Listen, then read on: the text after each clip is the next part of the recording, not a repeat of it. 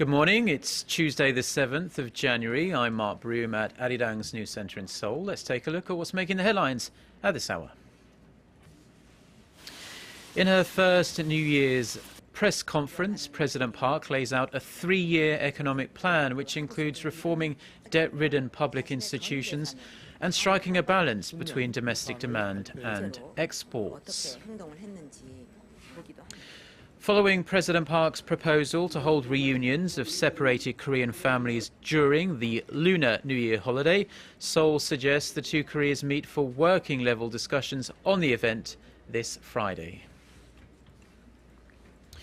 Plus, Japanese Prime Minister Shinzo Abe, while pledging to strengthen his country's military role in the region, calls for summits with the leaders of Korea and China. Seoul and Beijing say that's not going to happen unless Tokyo faces up to its wartime aggressions.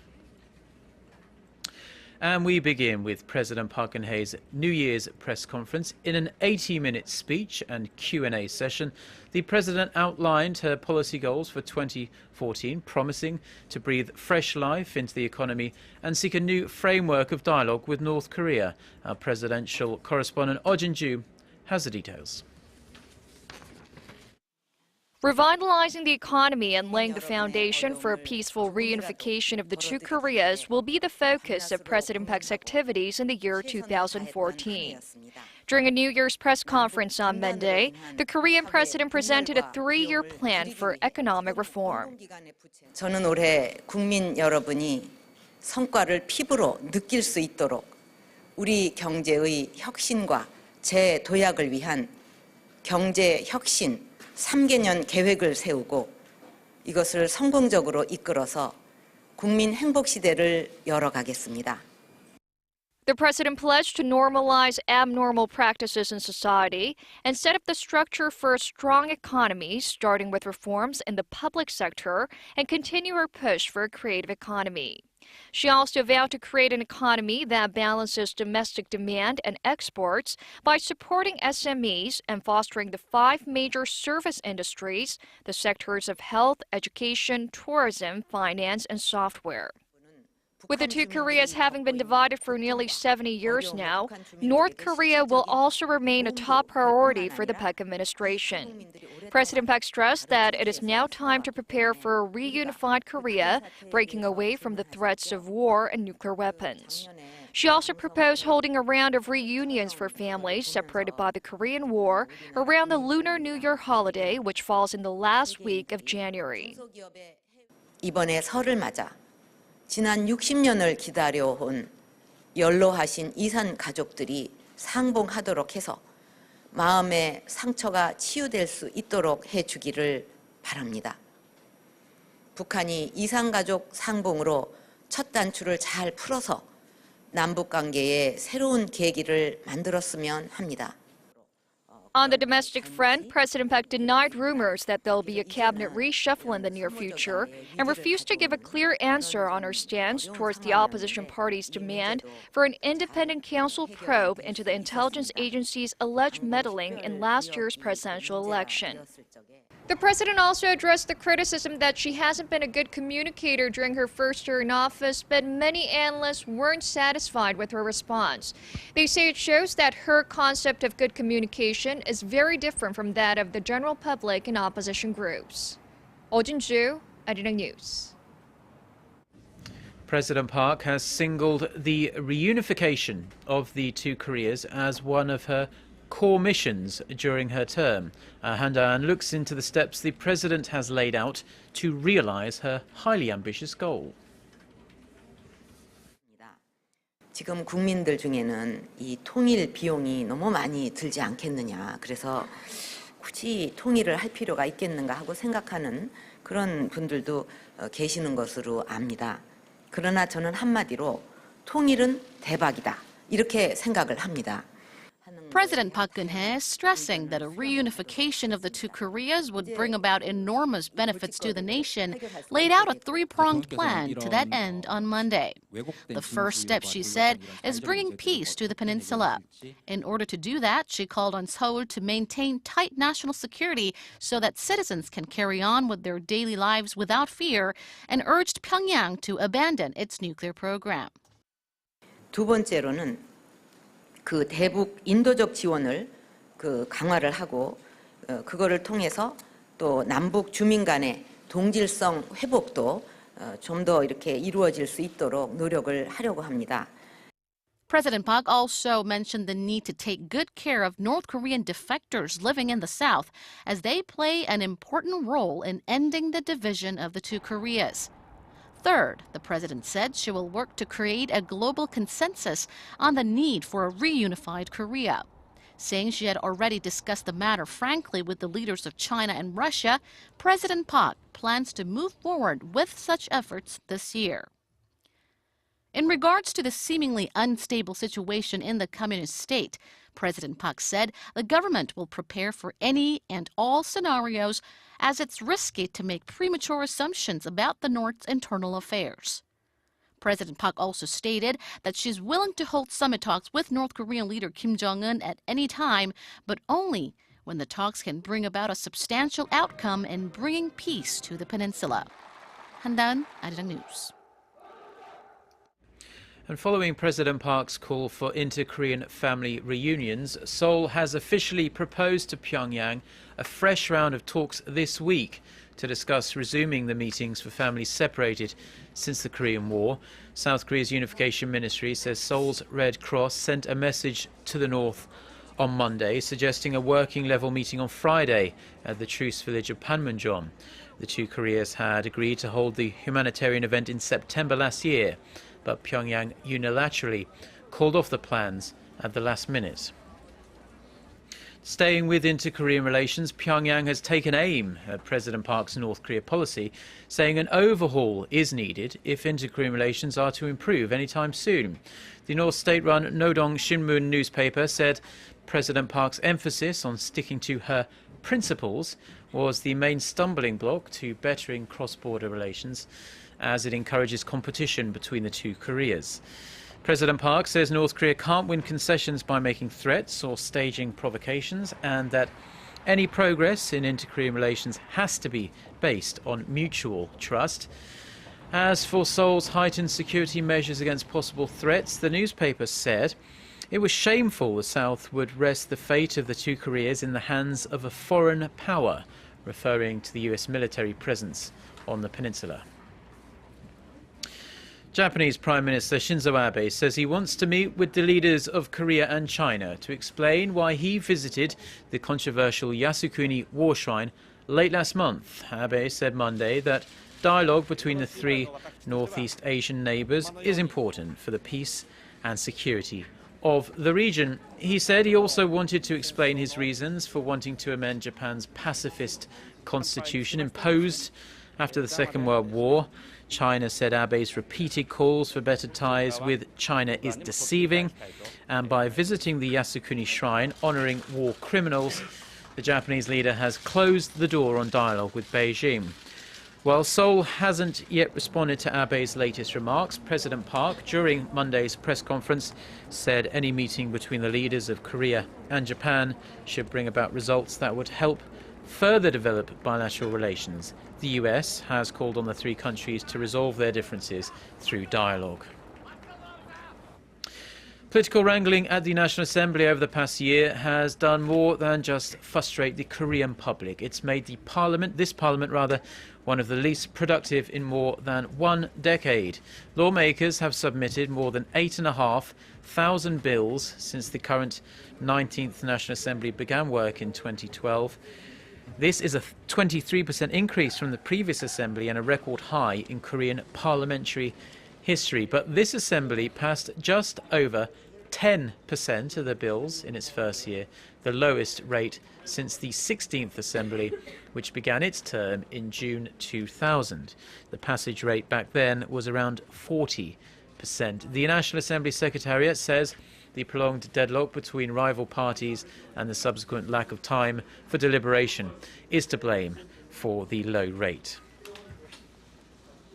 Korea's foreign exchange reserves rose to a record high for the 6th straight month in December. The Bank of Korea says foreign reserves held by Asia's fourth largest economy stood at over $346 billion, up nearly $1.5 billion from a month earlier. The central bank attributed the rise to a weak US dollar, which boosted the dollar conversion value of non-dollar assets. The euro strengthened 1.4% against the greenback as of the end of last month, while the British pound gained nearly 1% to the dollar. Samsung Electronics has turned in a worse than expected earnings report card for the fourth quarter of last year. The world's largest smartphone maker said on Tuesday that its operating profits reached 8.3 trillion won, which is roughly $7.8 billion in the October to December period. This is down over 18% compared to the third quarter and is the lowest since the third quarter of 2012.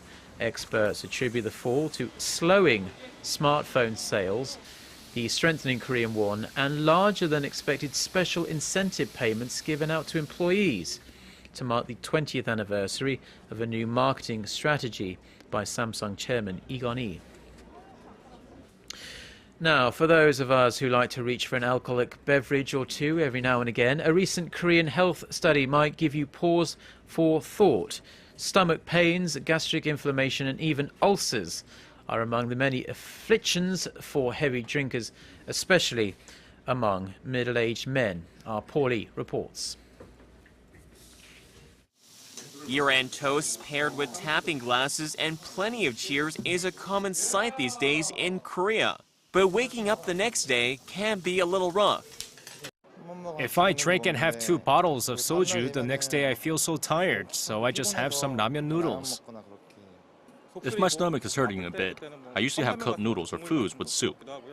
But for a growing number of heavy drinkers, these typical symptoms can quickly worsen to painful burning, vomiting, and sharp aches. Upon closer inspection, this particular patient is suffering from chronic gastritis, which includes inflammation and bleeding of the stomach. Throughout this month, I was in the position where I was drinking almost every day. Then one day, I had a very serious pain in my stomach, so I quickly came to get an endoscopy exam.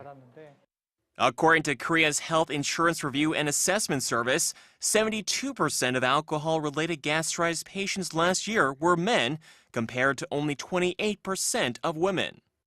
The health agency also found that men in their 50s were at the highest risk of developing the gastric disease. A large percentage of middle-aged Korean men said they took to drinking due to business reasons or high levels of stress. Without proper medical treatment and reduced alcohol intake, gastritis can potentially lead to ulcers and bacterial infections. There are people who drink a lot of alcohol, then take hangover drinks. But the effect of these hangover drinks on alcohol toxicity is not fully known. Therefore, it's best to drink in moderate amounts over a reasonable amount of time.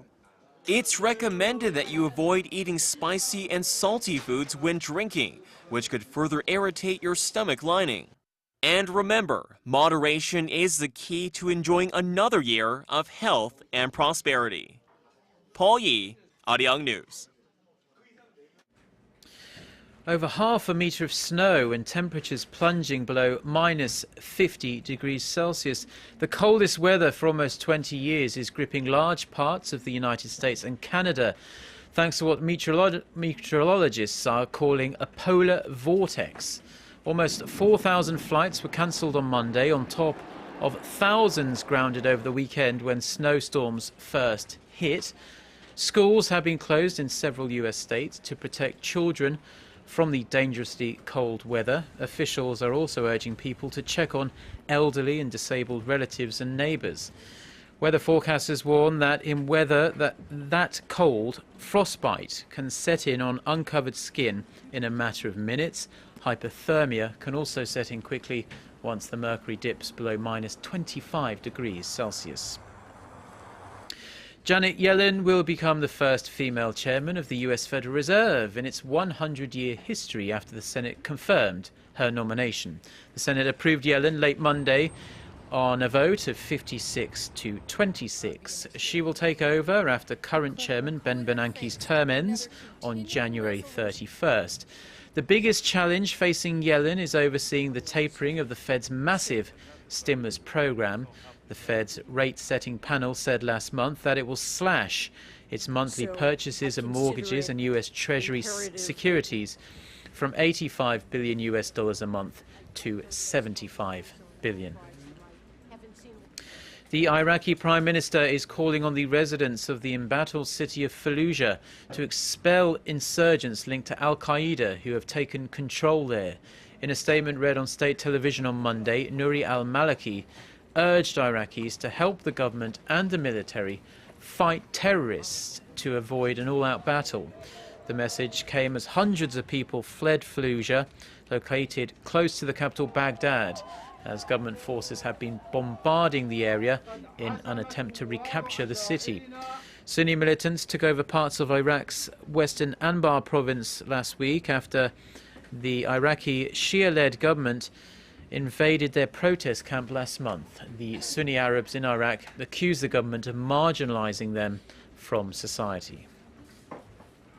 Iran has indicated that it is not interested in a U.S. suggestion that it take a sideline role in Syrian peace talks set to open later this month in Switzerland.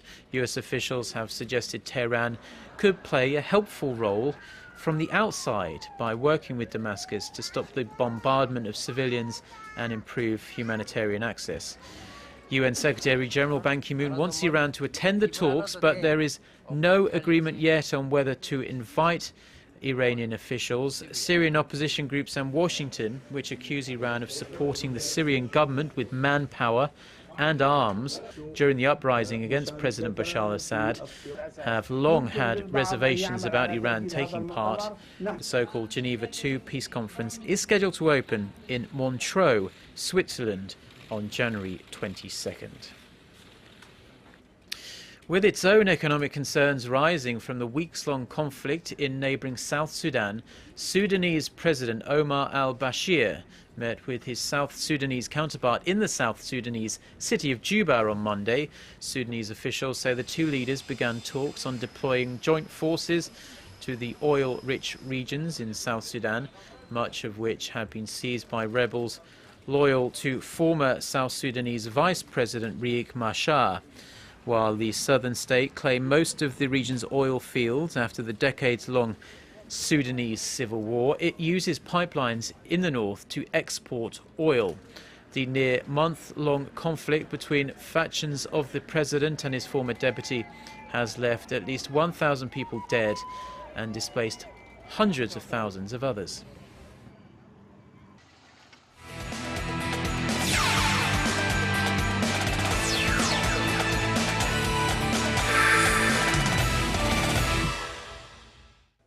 And a good Tuesday morning to you all as we kick things off with the latest news on Chu Shin-soo. And no, it's nothing to do with him on the baseball field or the monster contract he signed with the Texas Rangers. But on Monday, the Korean slugger was named the 2018 Pyeongchang Winter Games Goodwill Ambassador. Now, at the Korea press conference on Monday, the 32-year-old Texas Ranger was honored as the Goodwill Ambassador as he hopes to spread knowledge about Korea throughout the world. He stated that when he first went over to the U.S., very little people knew about Korea as a nation, and that he's honored to be given the title and the responsibility. Chu, who signed a 7-year, $130 million deal this offseason, added that all children should be given the opportunity to play baseball and will do all he can to help youth baseball. And moving on, if Psy and Crayon Pop swept the world in the entertainment world in 2013, First Pitches in the KBO received its share of popularity on the internet as well. And turns out something that didn't even happen in the major leagues was voted as the most popular video clip on MLB.com.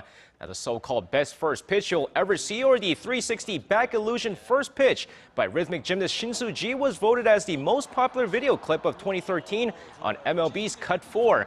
And while the first pitch took place when the Tucson Bears played the Samsung Lions last season, it was one of the most watched video clips in the U.S. And making the list as well was Ri Yeon-jin dancing to Psy's Gangnam Style inside the Dodgers locker room. And moving on, after 7 years and 141 goals later, Dejan Damjanovic said goodbye to his fans and Korea at a press conference earlier on Monday. At the Seoul World Club Stadium, the Montenegrin international said goodbye after 7 years in the K-League Classic. After joining the Incheon United back in 2007 and playing for FC Seoul for the next 6 years, Dan was the top scorer for 3 straight seasons with 7 seasons of double-digit scoring as well. Known as one of the most popular players in the league, Daeon stated that he considers himself Korean and will never forget his years in the nation as he's set to play for Jiangsu Sainty in the Chinese Super League next season. And now finishing things off in the V-League, the results are out for the 2013-2014 V-League All-Star voting, and in first place, Yeo Ho-yeon and Yang Hyo-jin. With the voting taking place from January 16th to December 16th to January 2nd, Hyundai Capital Skywalker's libero Yeo Ho-yeon received 18,912 votes as he received the most votes for the third time in his career, while Hyundai Hill State center Yang Hyo-jin received the most votes in the Women's League after getting 23,895 votes. Meanwhile, the V-League All-Star Game will take place on the January 19th in Suwon. And that's going to wrap it up for me. This has been SJ. Have a great rest of the day and see you guys again for your sports needs.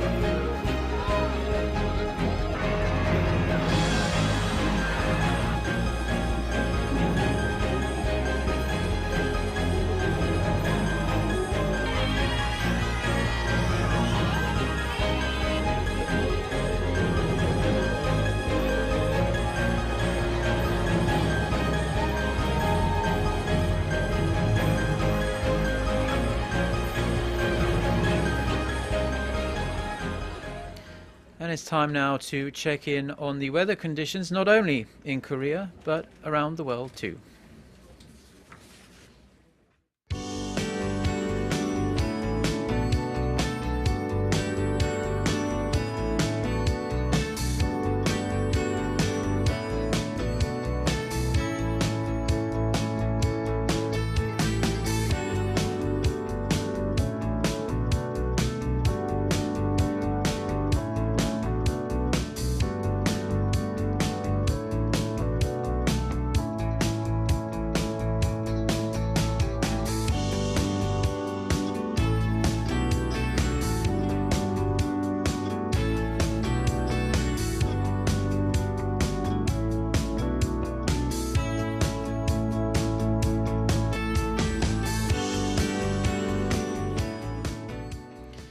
And that's all for now. Thanks ever so much for joining us. We'll be back at noon, which is in about 90 minutes time.